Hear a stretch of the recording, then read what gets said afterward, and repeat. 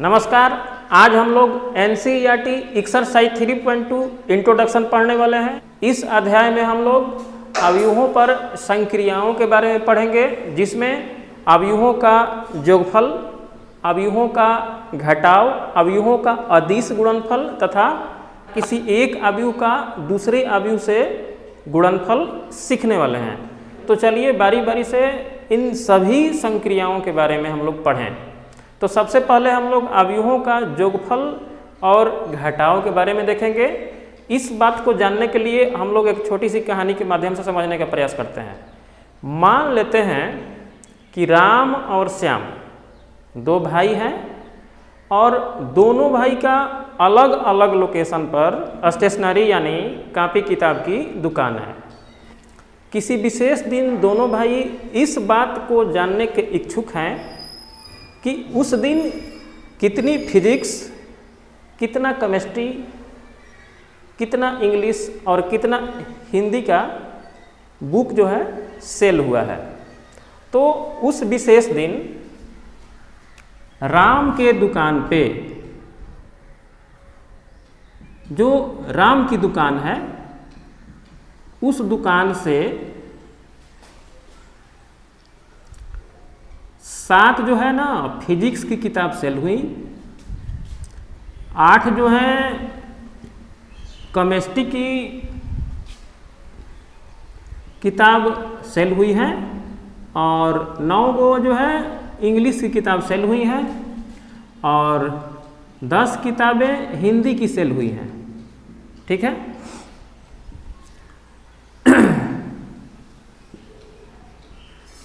श्याम की दुकान पे उस विशेष दिन 2 फिजिक्स की किताब सेल हुई है, 3 केमिस्ट्री की किताब सेल हुई है और 4 इंग्लिश की किताब सेल हुई है और 5 जो है हिंदी की किताब सेल हुई हैं। दोनों भाई उस विशेष दिन शाम को बैठते हैं और इस बात का पता लगाने का प्रयास करते हैं कि दोनों दुकान पे कुल मिलाकर कुल कितना फिजिक्स सेलिंग हुआ, कितना जो है केमिस्ट्री की किताबें सेलिंग हुई, इंग्लिश की किताबें कितनी सेल हुई हैं और हिंदी की टोटल कितनी किताबें सेल हुई हैं। तो अगर ऐसे देखा जाए तो कुल कितने हो जाएंगे भाई? कुल फिजिक्स कितना हो जाएगा? तो उस दिन फिजिक्स टोटल 7 + 2, 7 फिजिक्स + 2 फिजिक्स, ये हो जाएगा 7 + 2 फिजिक्स, 8 + 3, 8 + 3 ये केमिस्ट्री हो जाएगा और इंग्लिश हो जाएगा 9 + 4 इंग्लिश हो गया और 10 हिंदी हुआ है। राम के किताब में 10 हिंदी की किताब सेल हुई है राम के दुकान से और 5 जो है श्याम के दुकान से सेल हुई हैं। तो कुल अगर पता करें तो 7 × 2 = 9 फिजिक्स हो गया है, 9 जो है फिजिक्स हुआ है सेलिंग, 11 जो है केमिस्ट्री हुई है, 11 किताबें जो हैं केमिस्ट्री की सेल हुई हैं और 9 × 4 = 13 जो किताबें हैं वो इंग्लिश की सेल हुई हैं और 15 किताबें जो हैं हिंदी की सेल हुई हैं। ठीक है ना। तो इस कंडीशंस को अगर हम अवयव में परिवर्तित कर दें, यानी कि जो राम की दुकान है, इस राम की दुकान पे जो भी फिजिक्स, केमिस्ट्री, इंग्लिश, हिंदी का बुक सेल हुआ है, कुछ देर के लिए इसे हम एक अवयव का नाम दे दें जिसका नाम ए रख दें और श्याम की दुकान पे उस विशेष दिन जो भी सेल हुआ है फिजिक्स, केमिस्ट्री, इंग्लिश, हिंदी, अगर इसे दूसरा अवयव बी का नाम रख दें, एक बी नाम दे दें और इसे अच्छा लगने के लिए एक आयताकार बॉक्स में सजा दें और इसे हटा लें, इसे भी अवयव का रूप दे दें और इन सभी चीज़ों को हटा दें, तो टोटल उस विशेष दिन कितना फिजिक्स, कितना केमिस्ट्री और कितना इंग्लिश और कितना हिंदी का बुक सेल हुआ है, इस बात को पता करने का प्रयास करें तो हम पाएंगे कि इस दोनों अवयव को हमें जोड़ना पड़ेगा। तो जब जोड़ेंगे और इसे भी एक अवयव का रूप दे देंगे और इस चीज़ को मिटा देंगे, है ना, तो इसे अगर पूरा इसे मिटा दें, ठीक है, तो हम पाएंगे कि a प्लस बी हमारा प्राप्त हो चुका है ना। तो उस विशेष दिन फिजिक्स की कुल जो है 9 किताबें सेलिंग हुई है, केमिस्ट्री की 11 किताबें सेलिंग हुई है, इंग्लिश की टोटल कुल मिलाकर 13 किताबें सेल हुई हैं और ये जो है हिंदी की 15 किताबें सेल हुई हैं। इस चीज़ को अगर आप ध्यान से देखें, इस कंडीशंस को अगर ध्यान से देखें तो आप पाएंगे कि दो अवयव का जोड़ किन किन कंडीशंस में संभव हुआ है। तो इस बात को ध्यान से देखेंगे तो पाएंगे कि अगर ये अवयव है, इस अवयव का जो ऑर्डर है वो 2/2 का है और इस अवयव का भी ऑर्डर 2/2 का है, ठीक है। तो कहने का मतलब ये है कि दो अवयवों का योगफल तभी संभव होता है जब उसका ऑर्डर सेम हो। उसके बाद जब ऑर्डर सेम हो जाता है तो इसका योग प्राप्त करने के लिए जिस प्रकार हमने फिजिक्स को फिजिक्स में जोड़ा, केमिस्ट्री को केमिस्ट्री में जोड़ा और इंग्लिश को इंग्लिश में जोड़ दिया और हिंदी को हिंदी में जोड़ दिया और कुल टोटल प्राप्त कर लिया कि उस विशेष दिन कितना फिजिक्स, कितना केमिस्ट्री, कितना इंग्लिश और कितना हिंदी का बुक सेल हुआ है, तो इस चीज़ को हम लोग आसानी से प्राप्त कर लेंगे। इससे हम लोग इस निष्कर्ष पर पहुँचते हैं कि दो अवयवों का योगफल तभी संभव होगा जब उन अवयवों का ऑर्डर सेम हो, यानी कोटि सेम हो। दूसरा बात कि जब ऑर्डर सेम हो जाएगा तो संगत अवयव को संगत अवयव के साथ जोड़ना होगा, यानी कि इस अवयव को इस अवयव के साथ जोड़ना होगा, इस अवयव को इस अवयव के साथ जोड़ना होगा, इसको इसके साथ जोड़ना होगा और इसको इसके साथ जोड़ना होगा, ठीक है। तो इस प्रकार हम लोग दो अवयवों का योगफल प्राप्त कर लेंगे और घटाव भी इसी प्रकार प्राप्त किए जाते हैं, है ना।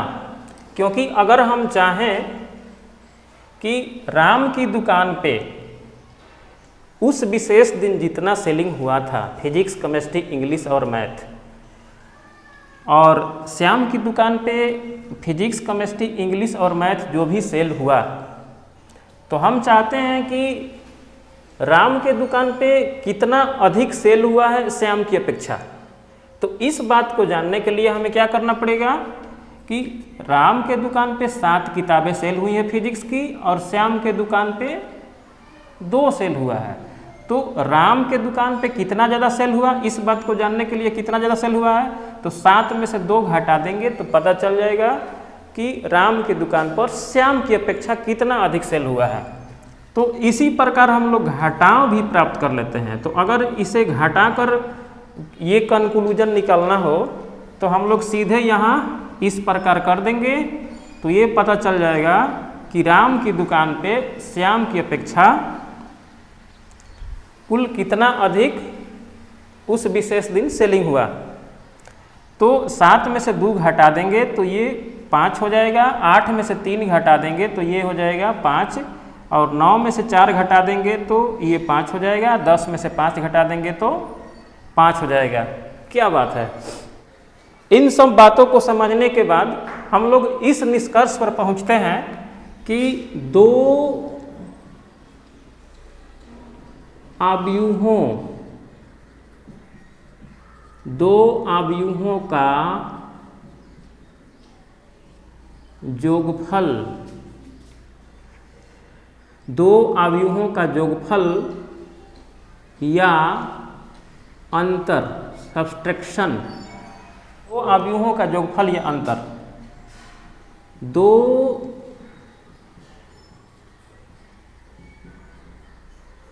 आव्यूहों का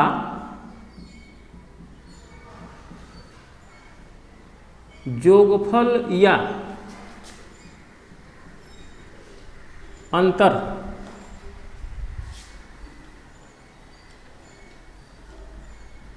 परिभाषित होंगे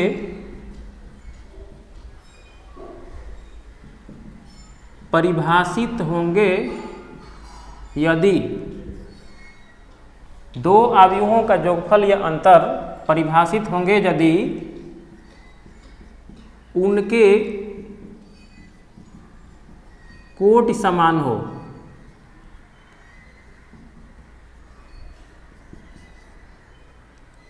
इस प्रकार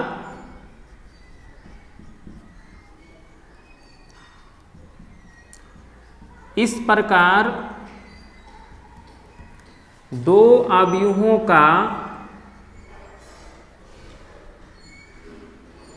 जोगफल, इस प्रकार दो आव्यूहों का जोगफल या अंतर प्राप्त करने के लिए पहले आव्यूह के संगत अवयवों को दूसरे आव्यूह के संगत अवयवों के साथ जोड़कर या घटाकर जोगफल या अंतर प्राप्त किया जाता है। जैसे मान लीजिए एक एग्जाम्पल लेते हैं। जैसे मान लेते हैं कि एक आव्यूह है 2, 3, 4, 5 और दूसरा आव्यूह है 4, 5, 6, 7 और हमें इसे जोड़ना हो तो इसे जोड़ने के लिए हम क्या करेंगे, इस संगत अवयव को इस संगत अवयव के साथ जोड़ देंगे, इस संगत अवयव को इस संगत अवयव के साथ जोड़ देंगे, इस संगत अवयव को इस संगत अवयव के साथ जोड़ देंगे और इस संगत अवयव को इस संगत अवयव के साथ जोड़ देंगे, है ना।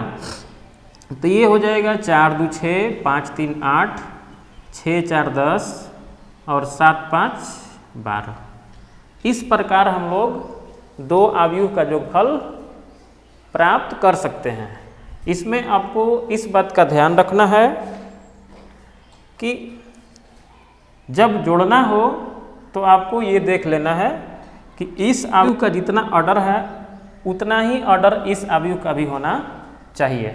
यानी कि अगर ये 2/2 का आव्यूह है तो इसे भी 2/2 का आव्यूह होना चाहिए।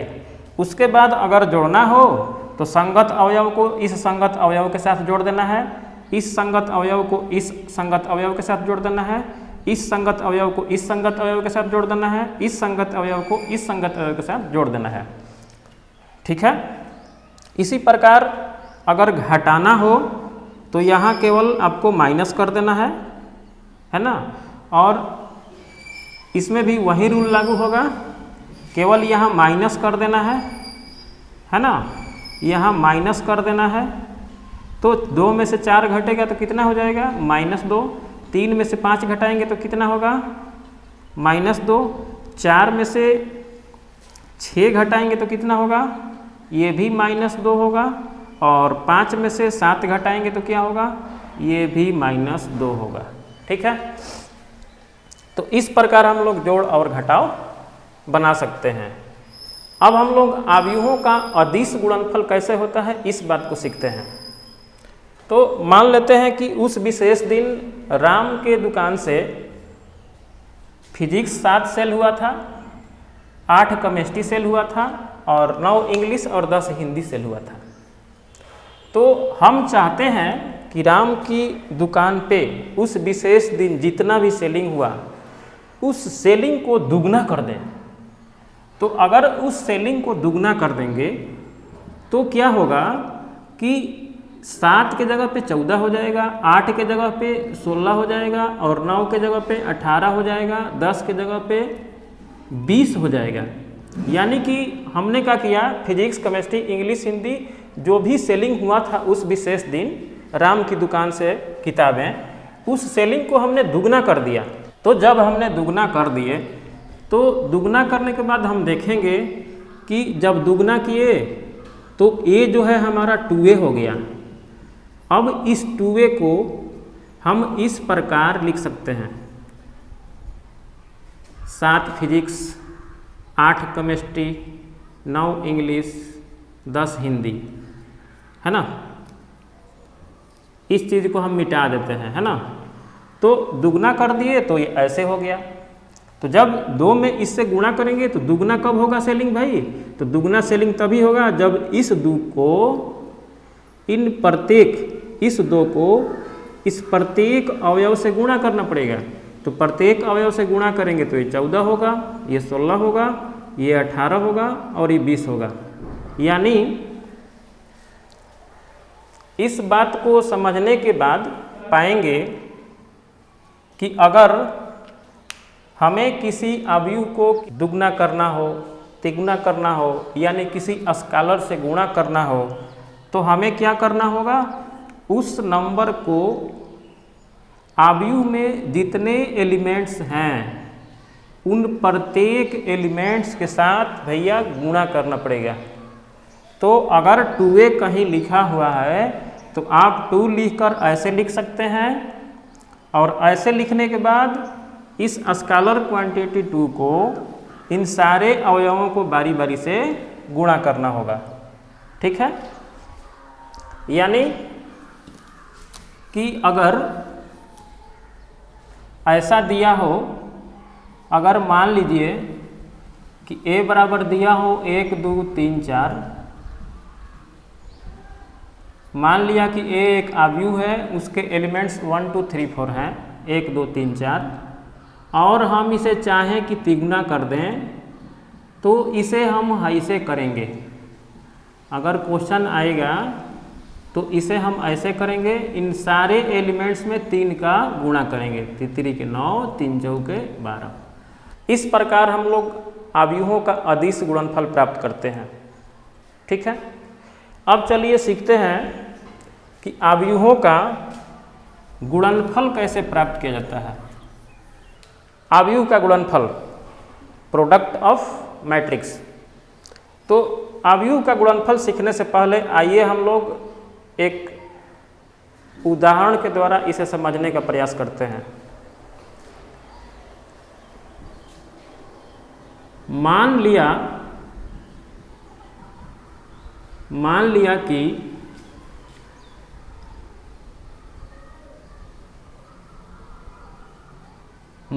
कि रानी को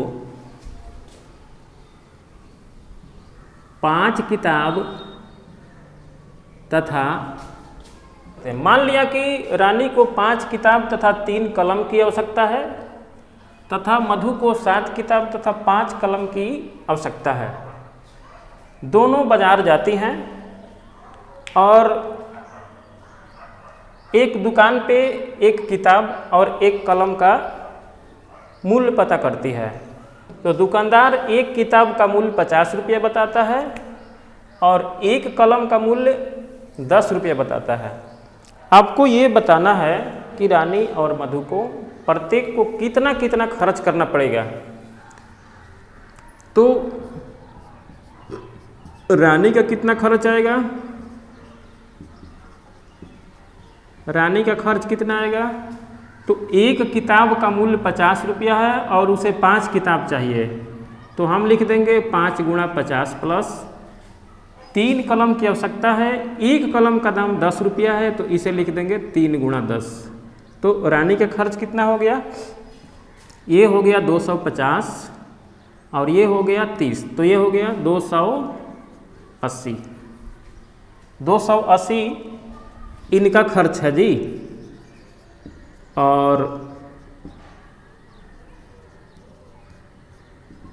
इनका खर्च हो जाएगा, मधु का खर्च हो जाएगा, एक किताब का दाम है 50 रुपया, तो 7 किताब का दाम हो जाएगा इतना, और एक पेन का, एक कलम का दाम 10 रुपया है, तो 5 कलम का दाम हो जाएगा इतना। तो ये 7 पचे 35, 350, और ये हो जाएगा 10 पचे 50, तो 0, 5 5 10, 3 1 4, 400 रुपया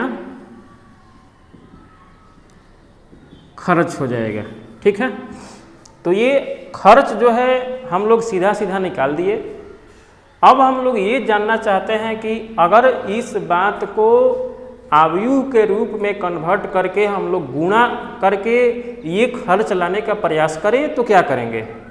तो हम लोग क्या करेंगे कि जो 5 किताब तथा 3 कलम है ना, इसको हम एक आव्यूह का रूप दे देंगे। माना कि A बराबर 5 3 और 7 5। अब इसे हम मिटा देते हैं। ये जो पहला जो पंक्ति है, पहला जो पंक्ति है, ये 5 किताब और 3 कलम को शो कर रहा है, और ये दूसरा जो पंक्ति है ये 7 किताब और 5 कलम को प्रदर्शित कर रहा है। और दुकानदार का जो रेट है उसे हम इस प्रकार आव्यूह के रूप में कन्वर्ट कर देते हैं। एक कलम का दाम कितना है 10, एक किताब का मूल्य कितना है 50 रुपया, एक कलम का मूल्य कितना है 10 रुपया। इस चीज़ को हम ऐसे लिख देते हैं, और ऐसे लिखने के बाद हम इसे भाई कर देंगे ऐसे। ठीक है, इसे हम ऐसे डेकोरेट करके और जो खर्च है लाने का प्रयास करेंगे। 5 गुणा 50 प्लस 3 गुणा 10, 7 गुणा 50 प्लस 5 गुणा 10।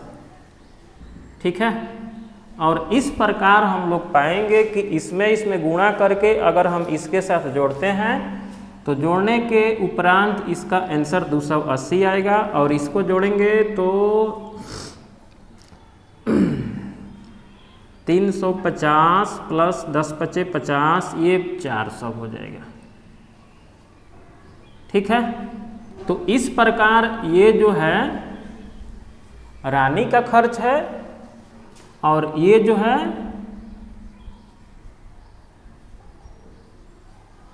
मधु के खर्च को दर्शाता है। तो इस बात को समझने के बाद आप तो इस प्रकार हम इन बातों को ध्यान में रखकर किस प्रकार आव्यूह में कन्वर्ट किए और इस प्रकार गुणा करके कैसे कैसे हम लोग खर्च लाए। तो ये सब देखने के बाद आप पाएंगे, इसका ऑर्डर पहले देख लीजिए। इसका ऑर्डर हो जाएगा हमारा 2/2 का, और इसका ऑर्डर हो जाएगा 2/1 का। ठीक है, तो एक आव्यूह हमारा ये हो गया, दूसरा आव्यूह हमारा ये हो गया। तो 2 आव्यूहों का गुणनफल कैसे संभव हुआ और कैसे रिजल्टेंट आया। तो 2 आव्यूहों का गुणनफल तभी संभव है जब पहले आव्यूह का स्तंभ, ये पंक्ति है ये स्तंभ है, पहले आव्यूह का स्तंभ दूसरे आव्यूह के पंक्ति के बराबर हो, और जो रिजल्टेंट वाला आव्यूह है वो जो है इस ऑर्डर का हो जाएगा, 2/1 का हो जाएगा। देख लीजिए ये 2/1 का है। तो इन सब बातों को समझने के बाद हम लोग इस निष्कर्ष पर पहुंचे हैं कि 2 आव्यूहों का, जैसे मान लीजिए कि एक आव्यूह A है और जिसका ऑर्डर m गुणा n है, और दूसरा आव्यूह B है जिसका ऑर्डर n गुणा p है। तो इन दोनों अवयवों का गुणनफल यानी A इंटू बी तभी संभव होगा जब पहले अवयव का स्तंभ दूसरे अवयव के पंक्ति के बराबर हो। ये बिल्कुल बराबर होना चाहिए और जो रिजल्टेंट आएगा वो इस ऑर्डर का हो जाएगा, m गुणा p ऑर्डर के हो जाएंगे। जैसे मान लीजिए कि एक अवयव A जिसका ऑर्डर 2/2 का है, दूसरा अवयव B है जिसका ऑर्डर 3, 4, 5, 6 इस प्रकार है। तो सबसे पहले आपको ये देखना है कि इन दोनों अवयव का गुणनफल संभव है या नहीं है। तो इसे सबसे पहले चेक कर लेना होगा। तो इसका ऑर्डर 2/2 है, इसका भी ऑर्डर 2/2 है।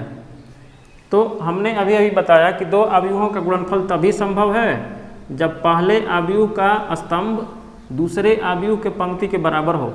तो ये बिल्कुल बराबर है, इसलिए इसका गुणनफल संभव होगा। ठीक है। दूसरी बात यह है कि जब गुणा करके हमारा जो रिजल्टेंट आएगा वो 2/2 का होगा। ठीक है। अब थोड़ा सा ये देख लें कि जब हम लोग गुणा करेंगे तो किस प्रकार गुणा करेंगे। तो हमने कहानी के माध्यम से बताया कि गुणा आपको किस प्रकार करना होता है। तो इसको इस प्रकार आपको लिख देना है ना।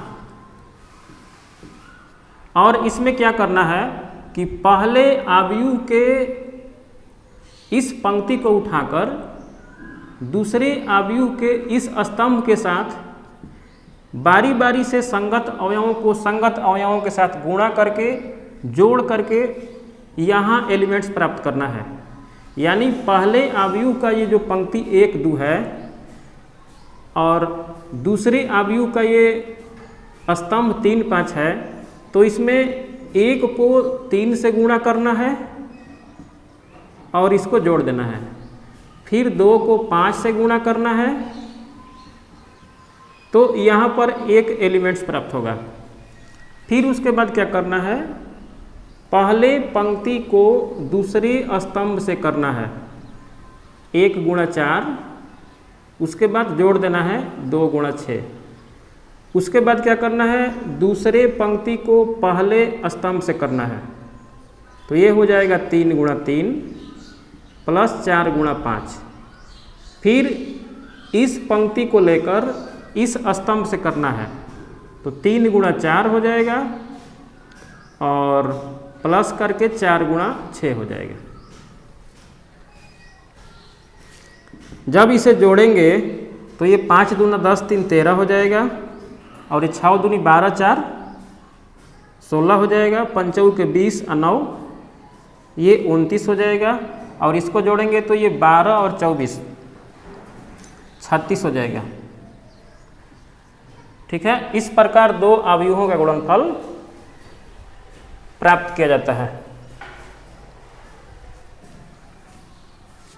चलते चलते अवयव के कुछ गुणधर्मों के बारे में बताते हैं जिन्हें जहां जरूरत हो आवश्यकता अनुसार वहां यूज कर सकते हैं। पहला नियम यह है कि यदि A तथा B समान कोटि के अवयव हों तो A प्लस B करेंगे तो B प्लस A के बिल्कुल बराबर हो जाएगा और ये जो है क्रम विनिमय नियम के अंतर्गत आता है। इसी प्रकार दूसरा है कि यदि A, B तथा C समान कोटि के अवयव हों तो A plus B plus C इस प्रकार लिखेंगे तो ये A plus B plus C के बराबर हो जाएंगे और ये साहचर्य नियम के अंतर्गत आता है। ठीक है। इसी प्रकार एक अदिश गुणनफल का रूल है कि अगर K अदिश हो और A प्लस B इस प्रकार लिखा गया हो तो ये जो है KA प्लस KB के बिल्कुल बराबर होता है। ठीक है। और एक इसमें और आता है रूल कि K plus L into A हो तो ये KA इंटू LA के बिल्कुल बराबर होगा। इसमें ध्यान रखने वाली बात यह है कि A तथा B समान कोटि के अवयव हैं तथा K और L अदिश हैं। ठीक है। गुणन से संबंधित एक रूल है कि अगर 3 अवयव A, B, C इस प्रकार परिभाषित हों तो AB इंटू सी जो है A इंटू BC के बिल्कुल बराबर हो जाएगा।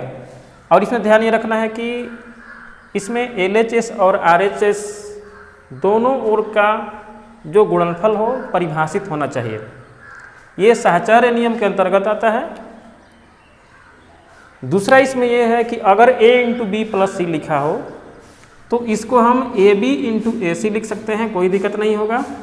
अगर यही चीज़ अगर इस प्रकार हो तो इसे AC और इसे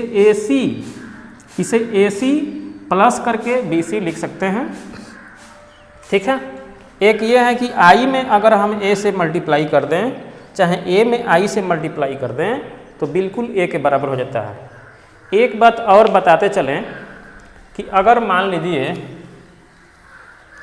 लीजिए कि A गुणा B परिभाषित है और B गुणा A भी परिभाषित है, तो ये कोई ज़रूरी नहीं है कि AB परिभाषित है और BA भी परिभाषित है तो ये बराबर हो जाए।